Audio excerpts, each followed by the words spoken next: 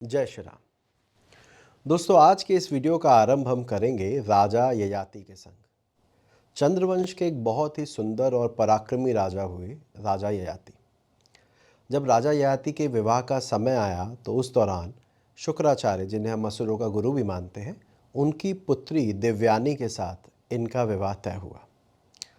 उस समय उपहार में, दहेज में दास दासियाँ भी भिजवाए जाते थे। तो कहा जाता है कि शुक्राचार्य जी ने अपनी पुत्री देवयानी के साथ बहुत सारे दास दासियाँ भेजी, जिनमें से एक दासी थी शर्मिष्ठा। शर्मिष्ठा दिखने में बहुत सुंदर और गुणी थी। राजा ययाति का हृदय देवयानी के साथ साथ उन्हें शर्मिष्ठा भी पसंद आने लगी और कहते हैं उन्होंने शर्मिष्ठा से गुप्त विवाह कर लिया।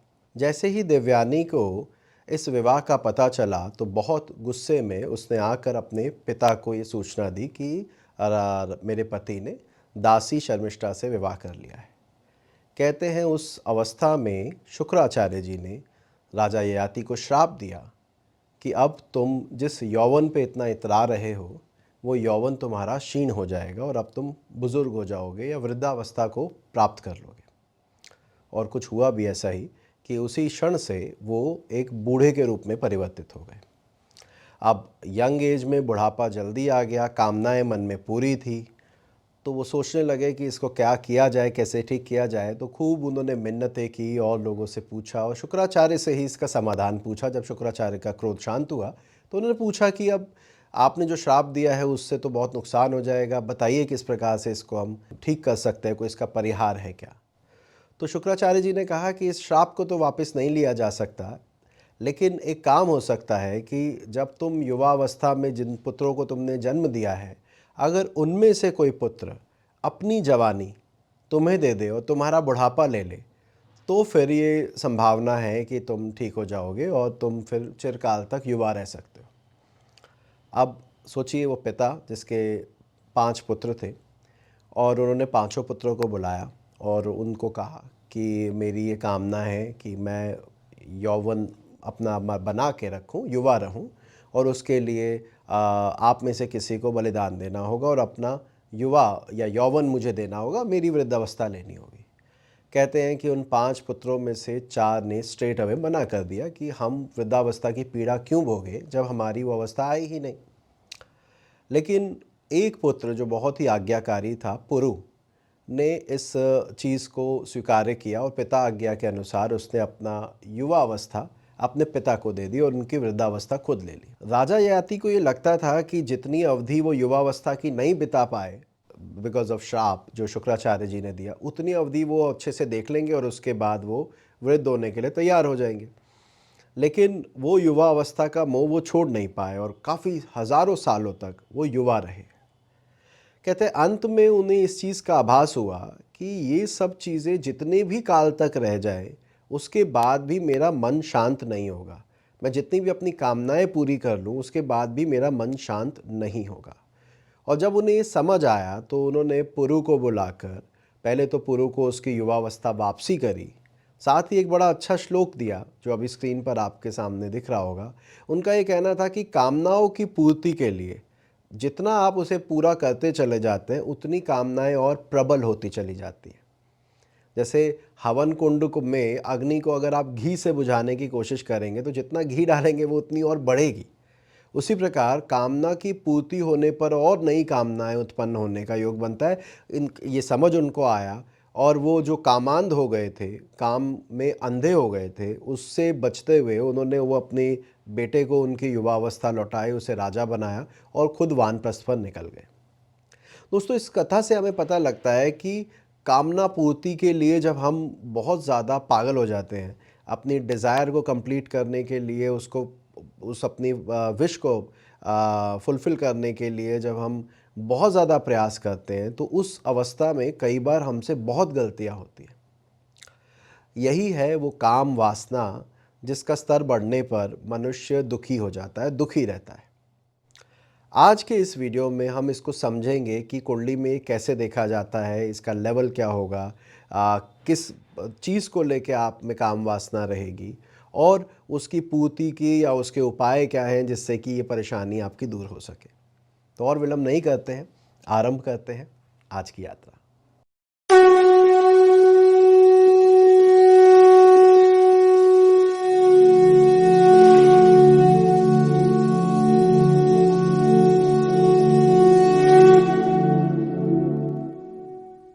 आगे बढ़े उससे पहले ये जान लेते हैं कि कामना कोई बुरी चीज़ नहीं है। इच्छाएं सब में होती है और इच्छा ही एक ऐसी चीज़ है जो एक जीवित और मृत में अंतर कर पाती है। आप सोचिए, अगर इच्छा ही नहीं होगी, कुछ करने का मन ही नहीं होगा, तो व्यक्ति तो वैसे भी मृत समान है। आजकल हम देखते हैं बहुत सारे विद्यार्थी बचपन में ही ये तय कर लेते हैं कि उन्हें बड़े होकर क्या बनना है। ये उनकी इच्छा है या उसकी कामना है, और उस कामना पूर्ति के लिए फिर वो प्रयास करके जब उसमें सफल हो जाते हैं, तब हम ही लोग उनकी तारीफ़ कर रहे होते हैं कि देखिए ये बच्चा आईएएस बन गया, ये आईपीएस बन गया, ये बहुत बड़ा इंजीनियर बन गया, वगैरह वगैरह। इसका मतलब है कामना थी तो प्रयास हुआ, कामना ही नहीं होगी तो प्रयास क्यों होगा। इसीलिए कामना से मुक्त होने को ही मुक्ति भी कहा जाता है या मोक्ष कहा जाता है, कि जब आपकी कोई इच्छा ही नहीं रही तो आप मुक्त हो गए। कहते पितामह भीष्म को इच्छा मृत्यु का वरदान था। अर्थ यही हुआ ना कि जब तक वो उनकी कामना है जीवित रहने की, तो वो जीवित है। जब उन्होंने अपनी कामना छोड़ी तो वो मृत हो गए। तो कामना कोई बुरी चीज़ नहीं है। तो बुरा क्या है? बुरा है कामना की पूर्ति के लिए, इच्छाओं की पूर्ति के लिए दूसरों को भी नुकसान पहुंचा देना। बुरा है कामना की पूर्ति ना होने पर बहुत व्यथित रहना, स्ट्रेस में रहना, और जीवन के बाकी सुखों के प्रति जो भी आपको परमात्मा ने दिया है उस तरफ आप दृष्टि भी नहीं डालते हैं, क्योंकि आपकी वो इच्छा पूरी नहीं हुई। कई बार बच्चे आते हैं हमारे पास जो कि अपने करियर में काफ़ी अच्छा कर सकते हैं, करते हैं, लेकिन क्योंकि वो आईएएस आईपीएस बनने के लिए जा रहे थे और वो इच्छा पूरी नहीं हुई, तो एक वो फेलियर का टैग, स्टिग्मा, वो अपने सर पर, अपने मन में हमेशा के लिए रख लेते हैं कि हम वो नहीं बन पाए जो हम बन सकते थे या जो हम बनना चाहते थे। ये है वो कामना पूर्ति ना होने पर व्यथित होना और कामांध हो जाना। कामांध मतलब काम में अंधा हो जाना। अपनी उस इच्छा पूर्ति के लिए दूसरा को नुकसान पहुंचाना है, किसी को गिराना है, किसी को मारना है, छल करना है, सब करने को तैयार है, लेकिन वो इच्छा पूरी हो जानी चाहिए। दोस्तों, यहाँ एक और इम्पॉर्टेंट बात है। काम को केवल कई लोग सेक्सुअल अर्ज या यौन इच्छा से जोड़ के देखते हैं कि अगर कहीं काम ही लिखा है तो इसका अर्थ ये हुआ कि इसमें सेक्स की अर्ज ज़्यादा होगी। पर ऐसा नहीं है। ये शब्द काफ़ी विस्तृत है, इसका अर्थ काफ़ी बड़ा है। अपनी इच्छा पूर्ति के लिए जो आपके मन में इच्छा है उसको पाने के लिए किसी हद तक भी चले जाना, ये भी काम प्रवृत्ति या कामी होने की निशानी है। तो भ्रमित मत होइएगा अगर कहीं हम कहें कि व्यक्ति कामी है तो केवल उसको सेक्सुअल अर्ज से जोड़ के देखा जाए, वो गलत है। तो प्रश्न ये आता है कि हमने केवल काम को यौन इच्छा से ही क्यों जोड़ दिया, बाकी चीज़ों पर हम क्यों नहीं गए। देखिए, सेक्सुअल अर्ज एक ऐसी अर्ज है जो जितना भी आप पूर्ण कर ले फिर भी आपको उसकी प्यास लगी रहती है। यानी कामना पूर्ण होने के बाद भी नेक्स्ट टाइम की कामना बनी रहेगी, या वो बार बार रिपीटेटिव आती है, तो इसलिए इसको हम देखते हैं। एक बात और भी समझिएगा, अप्राप्त को प्राप्त करने की इच्छा ही कामना है।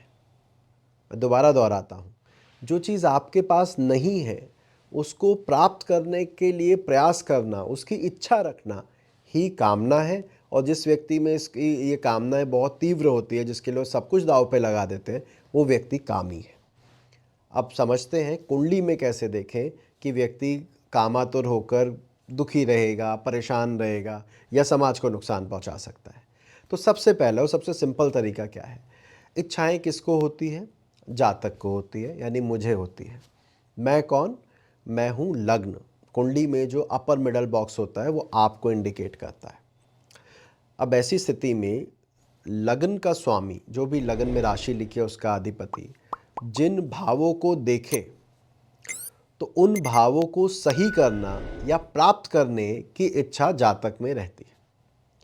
यदि मेरा लग्न अधिपति पंचम को देख रहा है तो मैं पंचम भाव को ठीक करने के लिए, उसको प्राप्त करने के लिए प्रयास करूंगा। मैं जहां बैठा हूं उस भाव की चीज़ों को प्राप्त करने के लिए, उसको एंजॉय करने के लिए प्रयास करूंगा।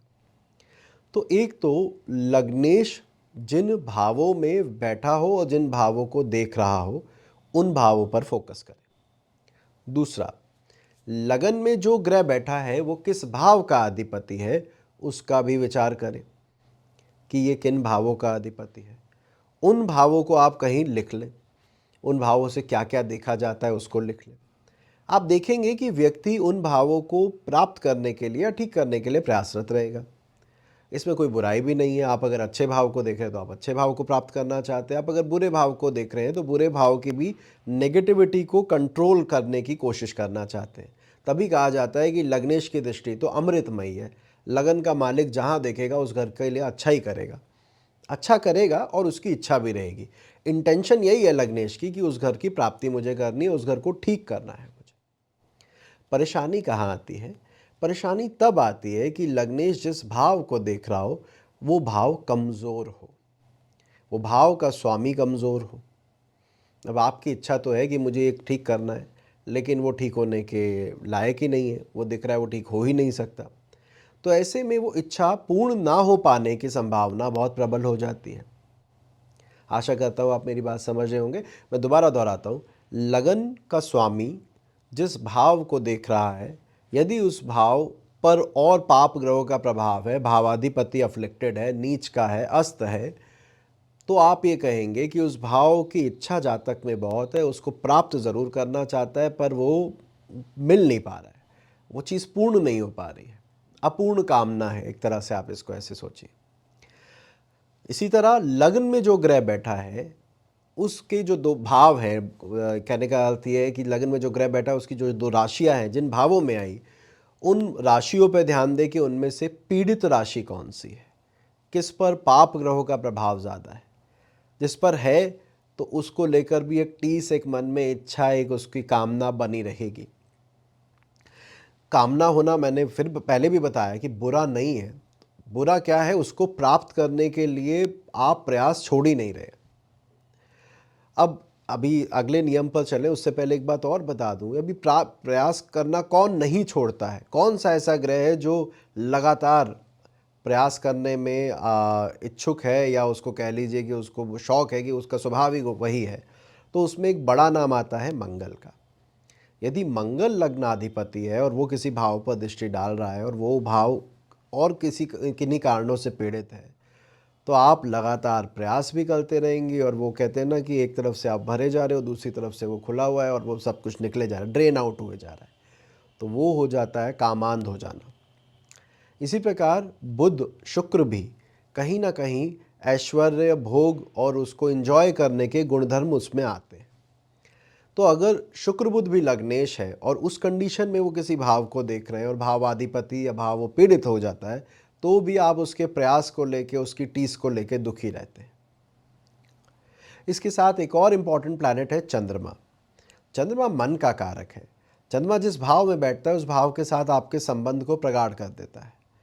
याद है मुझे, जब हमने पढ़ना आरंभ किया था तो हमारे गुरु कहा करते थे कि चंद्रमा जिस भाव में बैठा है व्यक्ति उस भाव को लेके जीवन भर परेशान रहेगा।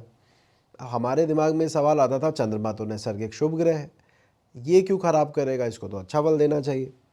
और कई केसेस में अच्छा मिलते हुए भी देखा कि भाई वो तो खुश है उस भाव को लेके।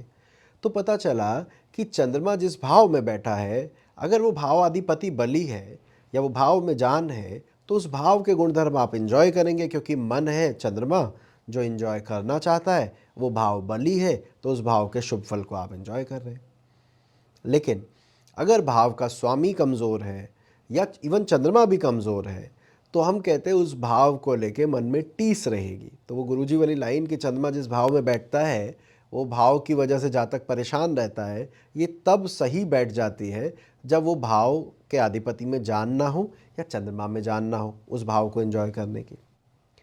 तो अगर मैंने जो कहा दोबारा रिपीट करूं, तो लग्न में बैठे ग्रह की दोनों राशियों पे ध्यान दें, कौन सी राशि पीड़ित है उस पे ध्यान दें, और ये समझे कि इस भाव की इच्छाएं जातक को बनी रहेंगी या वो अपूर्ण रह जाएंगी। दूसरा, लग्नेश जिस भाव में बैठा है, जिन भावाधिपतियों को देख रहा है, यहाँ एक और इम्पॉर्टेंट चीज़ है, लग्नेश जिस भाव में बैठा है, जिस भाव को देखता है वो तो है ही इम्पॉर्टेंट, जिन भावों के स्वामी से लग्नेश का संबंध भी हो जाए उनकी इच्छाएं भी आपसे जुड़ गई। क्योंकि भाई लग्नेश मैं हूँ, मुझसे जितने ज़्यादा ग्रह जुड़ेंगे, जितने ज़्यादा भाव जुड़ेंगे, उन उन भावों को रेक्टिफाई करने के लिए या उनको भोगने के लिए मेरा प्रयास निरंतर बना रहेगा। अब ऐसी स्थिति में जो कमज़ोर भाव होंगे उनको लेकर आपके मन में इच्छा बनी रहेगी। अब बात ये आती है कि ठीक है, एक भाव है जो मेरा ख़राब हो गया है, उसमें पाप ग्रह बैठे हैं, उसके फल मुझे पता है उतने अच्छे नहीं मिलने हैं, लेकिन मैं उसको देख रहा हूँ तो उसके लिए प्रयास किए जा रहा हूँ, इसमें कोई बुराई नहीं है। कई जगह पे व्यक्ति सरेंडर कर देते हैं कि चलो यही लिखा होगा किस्मत में, नहीं मिलना होगा। अपनी तरफ से प्रयास किया और फिर ये सोच लिया कि नहीं मिलना होगा, छोड़ देते हैं। लेकिन कई बार हम प्रयास इस लेवल तक करते हैं कि वो साम दाम दंड भेद सब लगा देंगे, लेकिन इसको तो प्राप्त करेंगे ही। तो कब ऐसा होता है कि प्राप्ति के लिए व्यक्ति इतना आतुर हो जाए? तो हम जानते हैं 3, 6, 10, 11 भाव, उपचय भाव वृद्धि दाता है, वृद्धि के कारक है। जब किसी भाव का स्वामी 3, 6, 10, 11 में हो, भाव पीड़ित हो, भाव पर लग्नेश की दृष्टि हो, तो उस भाव को प्राप्त करने के लिए, उस घर के सिग्निफिकेशन को एंजॉय करने के लिए आप किसी भी लेवल तक जा सकते हैं। यहाँ पर परेशानी चालू होती है। इससे पहले जो थे वो तो कॉमन सी बात है, भैया अब लग्नेश है, किसी घर को देखेगा, पीड़ित हो गया तो कहीं इच्छा रह जाएगी कि ये नहीं मिला, वो एक अलग बात हो गई। लेकिन उसको प्राप्ति के लिए वो विकार का रूप ले ले, वो कब होगा? जब उस भाव का अधिपति 3, 6, 10, 11 भाव में विराजित हो, उस भाव का अधिपति 3, 6, 10, 11 भाव के स्वामी के साथ विराजित हो, या लगन का मालिक ही 3, 6, 10, 11 में बैठ के उस घर को देख रहा हो। तो आप शांत नहीं बैठेंगे, आप साम दाम दंड भेद सब इस्तेमाल करने की कोशिश करेंगे कि इसको किसी भी हद तक जाकर प्राप्त करना है। ये हो जाता है कामांध होना, कामातुर होना।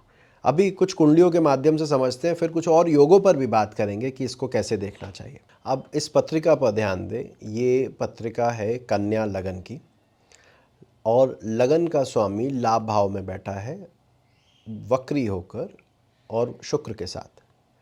अब हम पहले ये देखेंगे कि लग्नेश का संबंध किन भावों से हुआ। तो पता चला लग्नेश इस कुंडली में 11वें भाव में बैठा है और वो संतान भाव पर दृष्टि डाल रहा है। अब देखेंगे इन दोनों में कमज़ोर भाव कौन सा है। तो पता चला कि पंचम भाव पर अगर हम ध्यान दें तो पंचम में नीच का बृहस्पति विराजित है। पंचम का स्वामी शनि सूर्य के साथ विराजित है। तो पंचम भाव कोई खास बली यहाँ पर नज़र नहीं आ रहा। साथ ही साथ चंद्रमा वहाँ मौजूद है, जो कि अभी हमने थोड़ी देर पहले कहा कि चंद्रमा भी जिस भाव से संबंध बनाए उसकी इच्छा बढ़ती है, और अगर भाव में जान कम हो तो वो फिर पीड़ा देती है। इस आधार पर ये दिखता है कि इस कुंडली में पंचम भाव की पूर्ति के लिए या पंचम भाव की इच्छा कामनाओं को लेकर व्यक्ति व्यथित रह सकता है, परेशान रह सकता है। जातक के जीवन में कुछ हुआ भी ऐसा ही कि संतान की उन्नति नहीं, पहले संतान नहीं हो रही, संतान नहीं हो रही, संतान होने के बाद उसकी उन्नति नहीं हो रही। मतलब एक तरह से कहिए कि संतान की कामना और संतान की उन्नति की कामना ही इस व्यक्ति के जीवन में इसको परेशान करता रहा, इसको इन्वॉल्व करके उसी में रखा। यहाँ पर एक बात और ध्यान रखिएगा कि यहाँ बुध जो लग्नेश है स्वयं उपचय भाव में बैठा है, यानी 11वें भाव में बैठा है। अब 11वें भाव में बैठकर वक्री होकर बैठना, उसके बाद शुक्र जैसे ग्रह से संबंध बनाना, फिर उस भाव को देखना, तो यहाँ पर आप उस लेवल को अटेन करने के लिए किसी भी हद तक जा सकते हैं। पंचम के स्वामी पर अगर आप ध्यान देंगे तो पंचम का स्वामी शनि बना जो 10वें भाव में है, तो यानी पंचम अधिपति भी उपचय स्थान में है। यहाँ पर अपने बच्चे की उन्नति के लिए, अपने बच्चों की इच्छाओं के लिए सामने वाले को दुखी करना है, टॉर्चर करना है, परेशान करना है, सब करने को ये जातक तैयार था। तो यहाँ पर ये वो वाला कामातुर नहीं था कि ये लस्टफुल है, कामी है। यहाँ पर इसकी इच्छा कामना पंचम भाव से जुड़ी थी, जिसके प्रयास में ज़िंदगी भर दुखी रहा, पूर्ण करने के प्रयास में सबको दुखी किया, लेकिन अंततोगत्वा कुछ वहाँ से मिला भी नहीं। इसी प्रकार इस चार्ट पर आइए। इस चार्ट में कर्क लगन की पत्रिका है और लगन में मंगल मौजूद है और सप्तम में चंद्रमा। अब हम फोकस करेंगे लग्नेश पर, तो लग्नेश बना चंद्रमा, चंद्रमा को देखा वो लगन को देख रहा है, खुद लग्नेश होके देख रहा है, और सप्तम भाव में बैठा है। सप्तम के स्वामी पर ध्यान दिया गया तो सप्तम भाव का स्वामी शनि बनता है जो वक्री होकर अष्टम में मौजूद है। यहाँ पर ध्यान दीजिएगा, ये मंगल की दृष्टि सप्तम और सप्तमेश दोनों पर है। इस कुंडली के लिए योग कारक होता है मंगल, और मंगल की दृष्टि जीवन साथी की उन्नति में सहायक है यहाँ पर, उसमें कोई दो राय नहीं। लेकिन कहीं ना कहीं क्रूर ग्रह का प्रभाव सप्तम और सप्तमेश पर मुझे उनके स्वभाव के कारण, उनकी उनसे जो संबंधों की कामना है, मेरी जो उनसे इच्छा पूर्ति की जो संभावना है, उसके ऊपर प्रश्न चिन्ह लगाता है कि जातिका अपने जीवन साथी से खुश नहीं रहेगी, उसके साथ लगाव महसूस नहीं कर पाएगी। इस कुंडली में चौथे भाव में भी मल्टीपल प्लैनेट है, जिनमें से शुक्र और बुध भी दो ग्रह हैं जो वहीं विराजित हैं। यहाँ पर आप देखेंगे शनि अष्टम में जाके वक्री भी है। तो ये जातिका सप्तम भाव की पूर्ति के लिए या जीवन साथी पार्टनर की तलाश के लिए मल्टीपल पार्टनर में इन्वॉल्व हुई। लेकिन वही है कि एक से स्नेह नहीं मिला तो दूसरे से भी नहीं मिला, तो वो चीज़ इनकी लाइफ में चलती रही। अभी कोई बहुत बड़ी एज नहीं है, लेकिन अगर आप फोकस करेंगे तो सप्तम अधिपति का सप्तम लग्न अधिपति का सप्तम में बैठना, सप्तमेश का अष्टम में जाना, 2-12 होना, और शुक्र बुध राहु तीनों का वक्री होना, यहाँ पर वो घर में डोमेस्टिक लाइफ की स्टेबिलिटी को नहीं दिखा रहा था, और वो जो सप्तम की कामना है वो इसकी अपूर्ण रहने के लिए उसके लिए प्रयास कर रहे हैं। यहाँ पर वही मैंने थोड़ी देर पहले भी कहा कि उपचय भाव में जाए तो व्यक्ति फिर छोड़ ही नहीं पाता है, वो एक के बाद एक प्रयास और फिर वो कामातुर हो जाता है। इस पत्रिका में अगर हम ध्यान दें तो ठीक है, दशमाधिपति मंगल है जो सप्तम सप्तमेश से संबंध बना रहा है, लेकिन सप्तम अधिपति स्वयं अष्टम में जाके वक्री है। यहाँ पर अगर अष्टम में नॉर्मली जाता बिना वक्री हुए तो हम क्या कहते हैं कि जातिका समझ जाएगी कि अब इसके जीवन में वैसा कुछ नहीं है और ये प्रयास करना छोड़ देगी। लेकिन वक्रत्व फिर वो चेष्टा दे रहा है कि एक बार और सही, एक बार कोशिश और करके देख लेते, तो वो कोशिशें इसकी जारी है। यहाँ पर ये परेशानी है। हर पत्रिका में ज़रूरी नहीं है कि व्यक्ति का ये जो काम और कामना वाली लेवल है वो बहुत ही ज़्यादा हाई हो। जैसा मैंने थोड़ी देर पहले भी कहा, यहाँ पर हमारे लिए बहुत इम्पॉर्टेंट हो जाता है ये देखना कि वो कितना प्रयास उसका कर रहा है और क्यों नहीं छोड़ रहा है, उसको हमें देखना होता है। आगे बढ़ते, ये मीन लगन की पत्रिका है, इसमें गुरु उच्च का होकर पंचम भाव में विराजित है। अब पंचम में बैठा गुरु 3 भावों पर दृष्टि डालेगा, खुद तो एग्जॉल्टेड है ही, उसकी एक दृष्टि जाएगी नवम भाव पर, एक जाएगी 11वें भाव पर, एक जाएगी लगन पर। अब 11वें भाव पे जो उसकी दृष्टि जा रही है, उसका स्वामी शनि स्वयं लगन में बैठा है, तो 11वें भाव को लेकर चिंता नहीं लगती है। पंचम भाव में स्वयं बैठा है, उच्च का बैठा है, तो पंचम भाव की भी समस्या कम दिखती है। लेकिन नवम भाव पर अगर आप ध्यान दें तो नवम अधिपति मंगल केतु के साथ अष्टम में विराजित है। नवम भाव में नीच का चंद्रमा भी मौजूद है, तो नवम भाव का संबंध लग्नेश से भी हुआ, चंद्रमा से भी हुआ, और उस भाव के अधिपति का कमज़ोर होना भी हमें नज़र आ रहा है। तो यहाँ पर ये परेशानी नज़र आती है कि इस भाव को लेकर व्यक्ति की चिंताएं, परेशानियाँ नॉन स्टॉप रहेगी या ये दिक्कत उसको देता रहेगा। 9th हाउस होता है उन्नति का, 9th हाउस होता है ग्रोथ का, 9th हाउस होता है पिता के साथ बेहतर रिलेशनशिप का। यहाँ पर ये जातक अपनी उन्नति को लेकर इतना ज़्यादा एग्रेसिव है, इतना ज़्यादा एग्रेसिव है कि कम में या जितना जो पैकेज मिले उसमें खुश नहीं हो, और चाहिए, उसके लिए गए और चाहिए। मतलब वो एक तरह के सेंस ऑफ सेटिस्फैक्शन यहाँ पर उसे अपनी ग्रोथ को लेकर नहीं है। उसको ये लगता है कि वो जिस लेवल पर होना चाहिए था उस लेवल पर अभी तक पहुँच ही नहीं पाया है। अगेन यहाँ पर हम देखें कि क्या ये कामना इसकी अपूर्ण रह गई तो इसको स्वीकार कर लेगा या इसको लेके परेशान होता रहेगा। तो इसके 2 उत्तर है। पहला, लग्नाधिपति स्वयं छठे के मालिक यानी उपचय भावाधिपति के साथ कनेक्टेड है, एक। दूसरा, जिस भाव की हम बात कर रहे हैं, जिसकी अपूर्ण कामना है, उसका स्वामी स्वयं मंगल है, जो कि मंगल के बारे में थोड़ी देर पहले बता चुका हूँ कि चेष्टा प्रयास वो छोड़ता नहीं। तो यहाँ पर ये भी इन प्रयासों के चक्कर में, ग्रोथ के चक्कर में दूसरे को नुकसान पहुँचता है, पहुँचे, फैमिली लाइफ डिस्टर्ब होती है, हो जाए। सब जगह पे घर वाले, बाकी लोग यही समझा रहे हैं कि भैया जितना मिला है बहुत अच्छा है, इसमें खुश रहना सीखो। लेकिन ये जातक उसमें सुकून से नहीं रह पा रहा है क्योंकि इसको ग्रोथ अपनी कम नज़र आती है। तो दोस्तों, जैसे ये 3 चार्ट से मैं समझाने का आपको प्रयास किया कि कामातुर होने की क्या संभावना है, कामी होने की क्या संभावना है। इसमें शुक्र बुध का रोल मैंने थोड़ी देर पहले बताया, बहुत इंपॉर्टेंट है। चंद्र राहु का भी है। चंद्र राहु का क्यों है? क्योंकि चंद्रमा कामना है, राहु अपूर्ति का या अभाव का संकेत देता है। चंद्र शनि जिसको हम बड़ा नेगेटिव योग मानते हैं, विष योग मानते हैं, वो फिर भी ठीक है, वो अगर नहीं मिल रहा तो कम से कम सुकून से है कि चलो ये मेरी किस्मत में नहीं था, मैंने इसे एक्सेप्ट किया। चंद्र राहु में तो आपको लगेगा ये मुझे मिलना ही चाहिए, और खुशफहमी में कमियों में आप उस चीज़ को देख नहीं पाएंगे। शुक्र बुध का प्रभाव लगन लग्नेश पर भी इच्छा और भोग की प्रवृत्ति बढ़ा देता है। यहाँ पर ये जो लस्ट वाला पार्ट है उसको भी एक लेवल आप आगे बढ़ा सकते हैं अगर वीनस मरकरी का कॉम्बिनेशन इस पर प्रभाव डाले। अब अगर ये कॉम्बिनेशन है, हम लेकर पैदा हो गए हैं, तो अब क्या करें, कैसे इससे आगे बढ़ें? तो पहले तो मैं चाहूँगा कमेंट सेक्शन में बताइएगा कि आपके पास जो पत्रिकाएं हैं, आपकी अपनी जो है, औरों की जो है, उसमें आपने इस प्रिंसिपल को कितना सटीक होते देखा। अच्छा लगेगा सभी की जानकारी के लिए। दूसरा, अगर आपकी कुंडली में है कामनाएं, मैंने थोड़ी देर पहले बोला कामनाएं होना गलत नहीं है, कामना की पूर्ति ना होने पर परेशान होना और उस पूर्ति के लिए औरों को तंग करना खराब है। हमारे ग्रंथों में जो इसका सबसे अच्छा एग्जाम्पल या यूँ कहें कि सॉल्यूशन बताया गया है वो है कर्मण्येवाधिकारस्ते वाला श्लोक। अगर हम श्रीमद् भगवद गीता में ये पढ़ते हैं कि आप इच्छा तो करो पर कर्म के फल, इच्छा प्राप्ति के लिए कर्म तो करो, लेकिन फल की पूर्ति ना होने पर फल को परमात्मा पर छोड़ दो।